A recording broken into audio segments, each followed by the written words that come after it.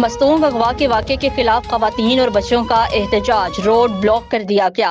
मस्तूक के इलाके कली कौनगढ़ में एक अफसोसनाक वाक़या पेश आया, जहां रात गए नामालूम अफराद ने मुकामी शहरी अजीजुर रहमान वल्द टकरी सफर खान लहड़ी को अगवा कर लिया। जराये के मुताबिक मगवी को उस वक्त निशाना बनाया गया जब वो अपनी मामूलात जिंदगी में मसरूफ था, जबकि अगवा की वजूहात ताहाल सामने नहीं आ सकी।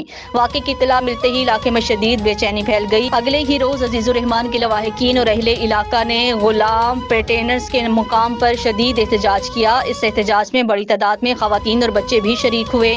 मुजाहिरीन का मुतालिबा था कि मगवी अजीजुर रहमान को फौरी बाजियाब किया जाए और वाक़े में मुलव्विस अनासिर को कानून के कटहरे में लाया जाए। उन्होंने ज़िला इंतजामिया, लेवीज, कानून नाफिज करने वाले इदारों से मुतालिबा किया कि वो जल्द अज जल्द कार्रवाई करते हुए मगवी को महफूज तरीके से बाजियाब करवाएं।